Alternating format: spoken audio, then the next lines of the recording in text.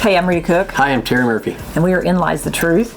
We're going to talk about a movie that we went to see a screening because I'm the president of North Texas Film Critics Association, and we're going to somehow tie it into In Lies the Truth. I actually thought the movie could have been more realistic than we want to believe. It was Heart of Stone with Gal Gadot was basically the main character.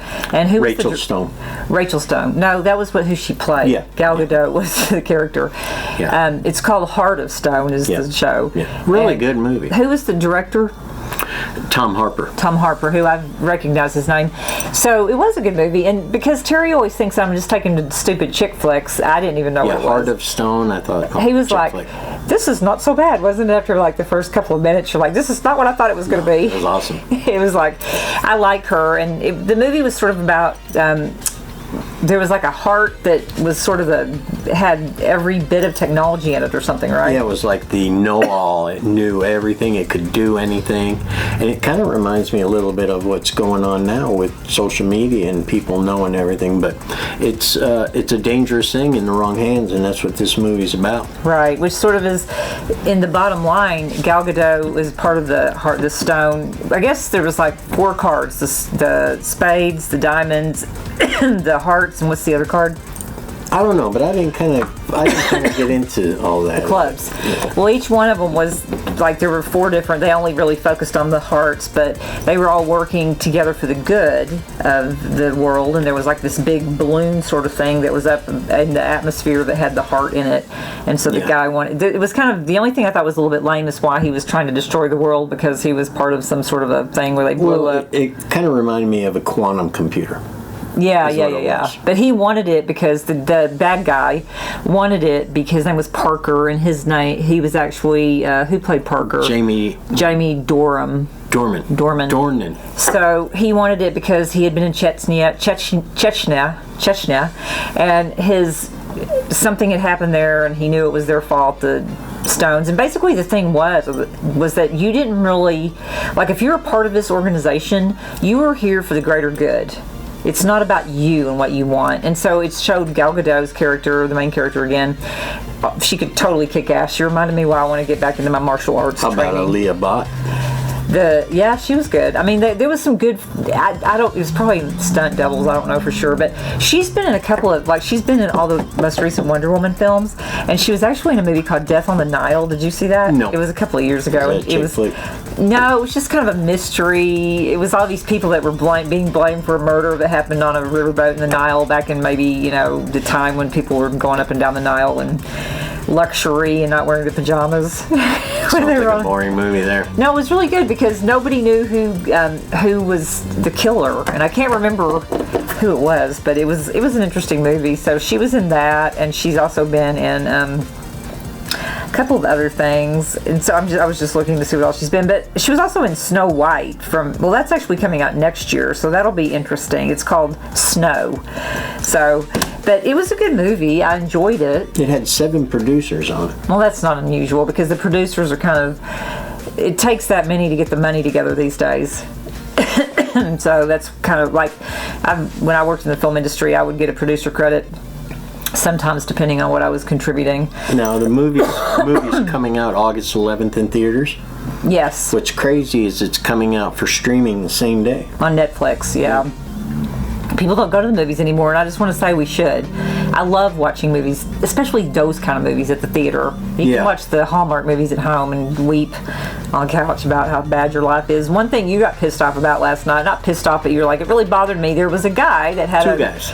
Cameras looking for people that were videoing because we were there before the opening. Non-stop scoping the audience out with some device looking for people filming. And I mean, halfway through the movie, if you hadn't found somebody filming, plus that they don't trust us. These are all people there for a premiere. Well, no, there were other people there, because you can get in as a common man if you have a pass. The common. Yeah, that was 444. But it's just kind of, he looked kind of like the Chinese mafia. Well, yeah, they were security. Like if you worked for a security company, that would be you. doing that. That would be your job. Heaven forbid the phone's in your top pocket and it rings with a text. That guy come grab you. Yeah, they said that they would before they, Unforgiving. It's a sad society that we live in when you have to do that. But when I've been over in Asia and they're selling bootleg copies of movies, that's how you see them. You're like, you can tell that they were like bootleg from exactly what you're talking about. So, hey. But halfway through, it thinks they should have given it up because who wants to film half a movie? Well, maybe some people just want to see the ending.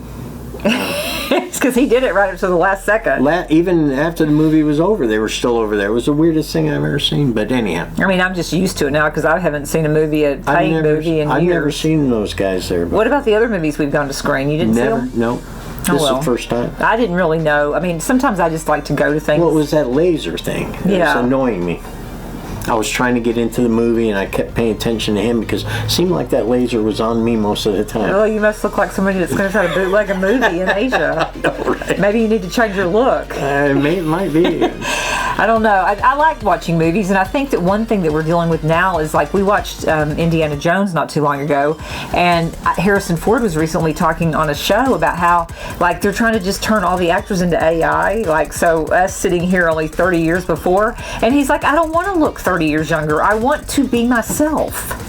And a lot of actors don't want to be themselves because they don't like the way they look, but that's a sad state of affairs, and it's been going on forever in Hollywood that you have to be a certain age or certain look. And well, that's why they get facelifts, fake lips, Botox, all that stuff. Well, SAG Everybody wants to look. and the Writers Guild are both on strike right now because of these kind of things that you would have never thought about when I worked in the industry. My friend who works for television shows for studios, he said it's a crazy world there right now because they don't know what's going to happen. Yeah.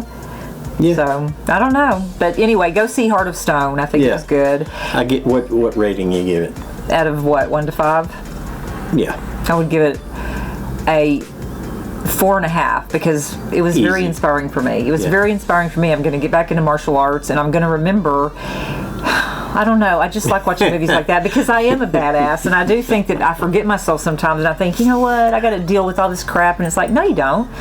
And that's kind of what I was inspired about. Like when we got in the car, he was huffing and puffing by the time we walked down 3 flights of steps to get to his Corvette. She made me carry the popcorn. And I was like, dude, you're going to be inside the building doing the tech stuff if we're trying to run from somebody and trying to, I'll let you fight the bad guys. Yeah, and he'll be the one telling me, oh, I'll be controlling the heart. 2 seconds away, you're about to die. That's right. Don't let it hurt. You've got a 10% chance of survival.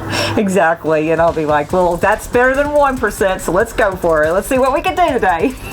All right. Could be a bad day if you're not careful. Yeah, if you're not doing your job. I'm working on it. All right, I'm Rita Cook. I'm Terry Murphy. And we are In Lies the Truth. And what's your part? Like, subscribe, hit the notification bell, and leave comments. They're really important. And eat Milano's Pizza from Ferris, Texas. Order it to go because it's the best pizza in the United States of America. Ciao. Bye. Bye.